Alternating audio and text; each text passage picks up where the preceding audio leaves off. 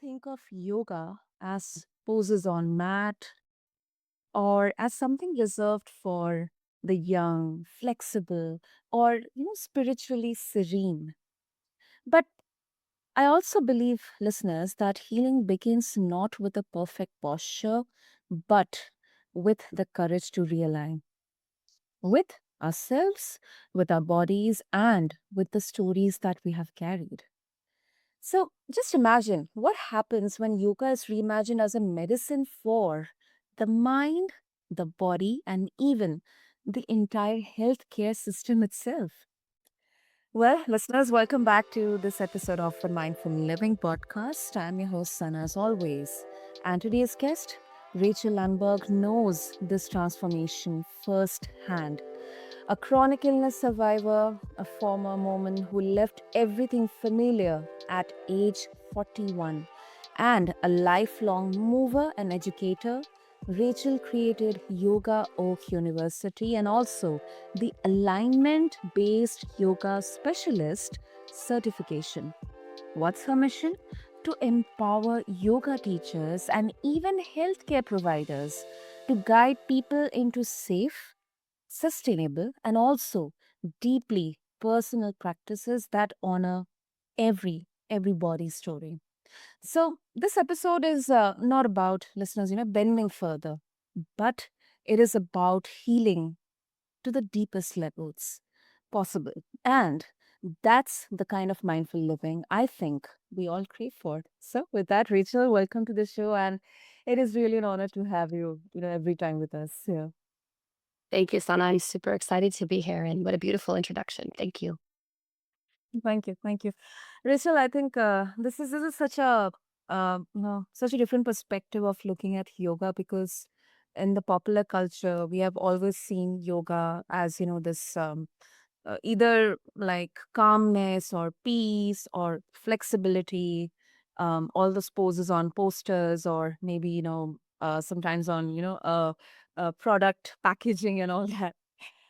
And so many people, we all kind of picture yoga as headstands and complicated flows, but the best thing that I really admire here is you are reframing it as something which is accessible for chronic illness, aging, or anyone who is feeling disconnected. So for you, let's start with your story.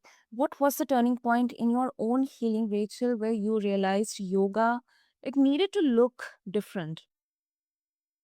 Mm, Thank you for asking that.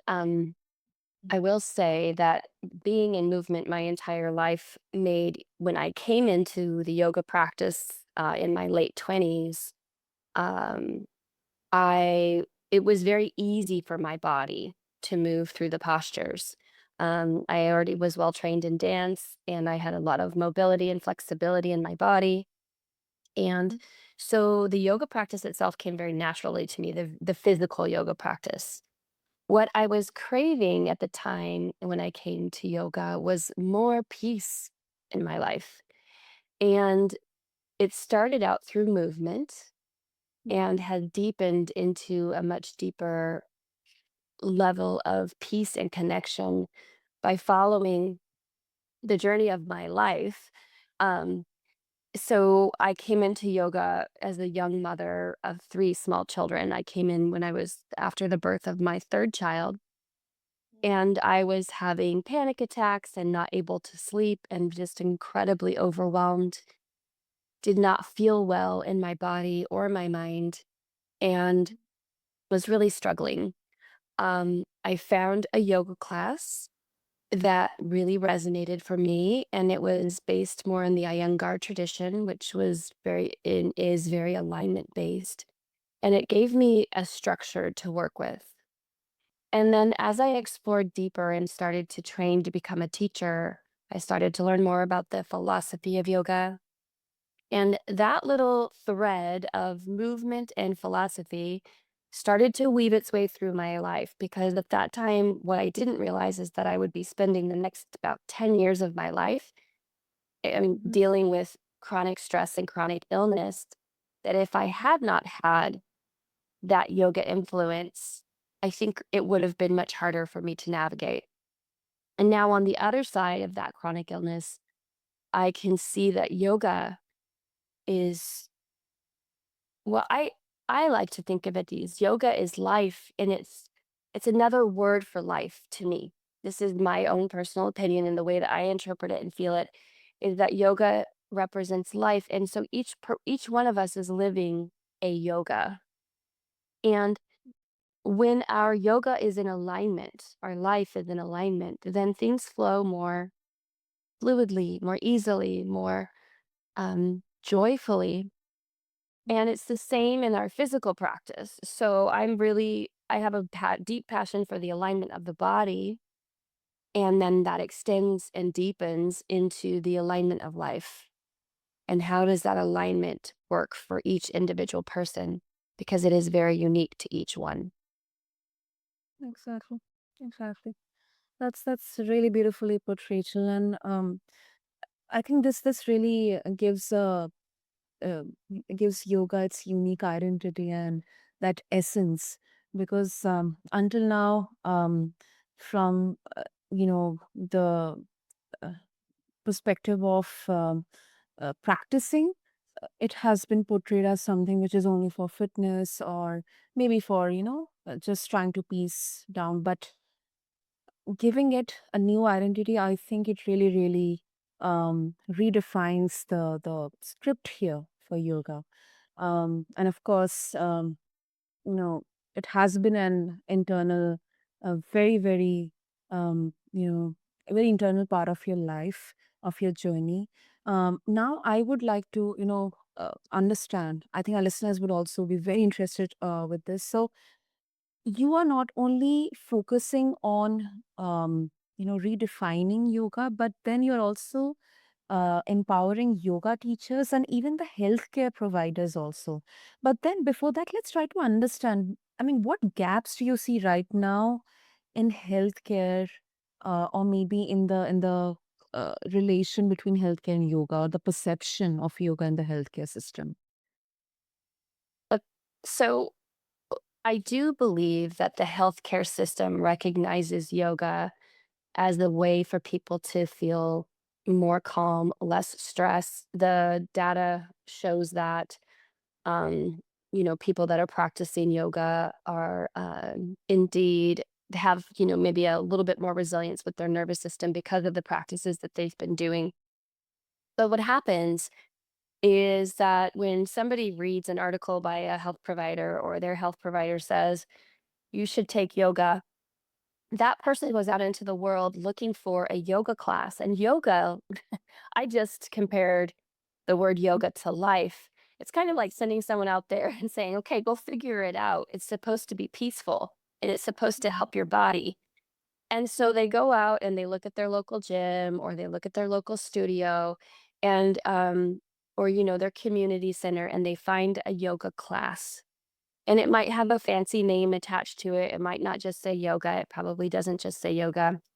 It probably says, it might say vinyasa, or it might say ashtanga, or it might say, a lot of different things. And, but it's attached to yoga because all of those things are yoga practices. And somebody walks into that space to take a class, but what they're not always prepared for is the variety of yoga styles, and also the variety and of teaching proficiency. So when so if I'm somebody who's injured and I'm looking to try yoga to rehab my body, Mhm. or maybe I have experienced a lot of trauma, um, and I'm going to, maybe I want to be in a yoga space that helps me feel really safe. Sending someone just to yoga is a wonderful first step, but oftentimes, I shouldn't say oftentimes, but many times, somebody will step into a yoga class, feel uncomfortable Yeah. because they aren't sure about what they're supposed to wear, or if they're supposed to wear socks or not, or if they are supposed to have a mat. Should they use props? Should they not use props? What are these words that the teacher is saying, especially here in the West, if they're using Sanskrit, then Uh, then they might not understand the words. And then oftentimes teachers are just guiding a class. And there's a big difference in my mind between guiding a class and teaching a class. mm, And so the alignment based yoga specialist program is based in helping teachers learn to teach the practice based mm, on the very physical mechanics of this body. Because across the globe, we all have the same joints and muscle groups. And I feel like there's a huge gap in on both. I'll talk about both the side of the healthcare providers and the yoga teachers, but for the yoga teachers, there's a huge gap of not really understanding how the body works. So when there's somebody in a pose and it looks like it's off, a lot of times yoga teachers have no idea what to do, how to correct it, or how to cue it differently to help that person be mm, able to continue with the practice. That gap in yoga teaching provides a gap for the healthcare providers because when they say go to yoga, and then that person goes out to a yoga class in a yoga class and they get injured because their body couldn't do what everybody else's body was doing. Then we've lost a yoga student and we've lost the opportunity. Maybe they'll come back later, but a lot of times they're like, I tried that. I'm not flexible enough, or I got hurt, or I felt uncomfortable. And so when the healthcare providers are trying to send people to yoga and the yoga teachers aren't, and it's not that it's not the yoga teacher's fault. It's maybe they hadn't, had enough experience, or they haven't explored the practice enough, or they haven't gotten any training in the mechanics of the body. So they're just doing the postures without any understanding of how the joints move and how the muscles work. And then the gap is that without those two communicating, yoga teachers and healthcare providers, then the student kind of is the one that gets lost. And um, I don't think that enough healthcare providers recognize that there are practices and teachers like alignment based yoga specialists who could really come in and fill that gap. I think all of them, they definitely make sense. Definitely makes sense. I think it really makes you wonder that if one day we'll see, yoga prescriptions written next to physical therapy or medication. I think that will be really, really powerful. And the good thing, I think the best thing here is that, it focuses on the technical aspects here more than just the fads or the perception here when it comes to yoga, because everyone, although, and yeah, as you said, the muscles and the joints they are same, but um everyone's bodies are unique, so what position, as in what posture or pose would work or not, in what kind of way, that uh, guidance of doing the yoga, like starting, and then how exactly a posture is done, how you reach to a certain posture. I think that really, really makes a lot of difference. So yeah, I think all of them make sense. And what kind of responses have you got from doctors or medical professionals? Because you're doing this from the ground at Yoga University. What kind of response have seen when the doctors, they see yoga framed this way? Well, I think the best response I've received is doctors actually getting certified as alignment based yoga specialists. So I've been doing the yoga teacher training program now for about 10 years. And through that time, I've developed this alignment based yoga specialist certification. And I think the greatest compliment to the program is how many healthcare providers have come through this program throughout the past 10 years. How many physical therapists have come through? I've had a physiatrist, an OBGYN medical doctor. I've had acupuncturists come through, actual counselors and therapists come through the program, nurses. Um, So this program speaks to that audience, as well as a yoga teacher and or student who really understands that in order to um, be able to serve the greatest population, we need to understand the machinery that we're working with. So, if you were to take your car, just to a large lot and just expect that one mechanic could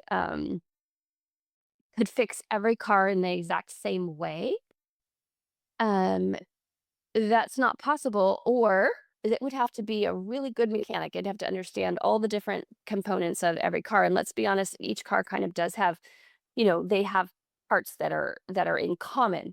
So what I think a lot of the yoga teacher trainings lack, and is that we're not preparing our teachers well enough to deal with the body. So it's like a mechanic not being prepared enough to deal with the different types of vehicles that show up at the lot. Maybe that's a horrible comparison, I don't know. But basically, when I have a group of students in front of me in my class, and I am giving cues to them and demonstrations to them, I'm watching their bodies. Their bodies are communicating with me whether or not they can follow those instructions and whether or not their bodies are capable of that. If they're not, then I really work with my teachers to be trained well enough to be able to cue things differently, provide options, modifications, variations, so that each student feels like there's a place for them in that class. And I just really think that that's a big piece that's missing in teacher trainings across the board. And so I find that not only do have healthcare providers been drawn to this program, so have teachers that have gone through other programs, but they're getting stuck with not being sure how to help their audiences. And so they're coming back to learn these things. And in my opinion, if we could just get these teachers to learn these things from the beginning, kind of like before they even start to practice the unique style of yoga that they want to do, if they can get these foundational skills underneath their belt, then they will definitely thrive out in the yoga world. And people will come to their classes because they'll feel safe and seen and cared for. Absolutely. Absolutely. Super, super. So, Rachel, before we conclude, if our listeners, if any of the doctors or medical professionals are also interested for this, so if they would like to connect with you and also know more about Yoga Oak University or about your alignment-based yoga specialist certification, what would be the best way? We'll go directly to yogaoakuniversity.com. In that On that website, you'll find information about the alignment-based yoga teacher training program and the alignment-based yoga specialist program. I'm currently working with small groups to take them through the alignment-based yoga specialist program. But there, I will be launching a year-long intensive program with me to assist those who are wanting to go deeper into this, and hopefully start spreading it around the world so that more and more of us can really reap the benefits of yoga. Yoga is such a beautiful practice, and in the West we know it as movement, but the truth is movement is just one part of what yoga is, and yoga is so it has something to offer everyone. And so my hope is that more and more people, whether they enter through the movement space or through the more calm spiritual realms, meditation, whatever you want to um to specify, that that each one of us is finding our way back home into our own yoga of alignment. Super, super. That's really, really beautiful. And listeners, what I'll do for you is I'll have all the details in the show notes. So just refer to them along with this episode on whichever platform you listen to your podcast to. And what I take away from this conversation today is that um, yoga isn't really about touching your toes. It is about touching into the truth of your own body. So, Rachel very, very beautifully reminds us that alignment is less about angles and more about honesty. Honesty with our pain, our stories, and our potential to heal.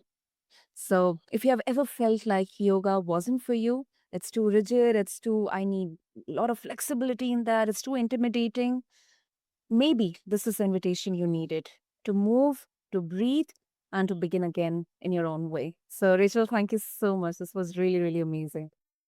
Thank you. Lovely conversation. Yes. So, to all the listeners, thank you so much for tuning in to this episode of The Mindful Living. And I think we are very well reminded us that mindful living isn't a performance, but it is a practice.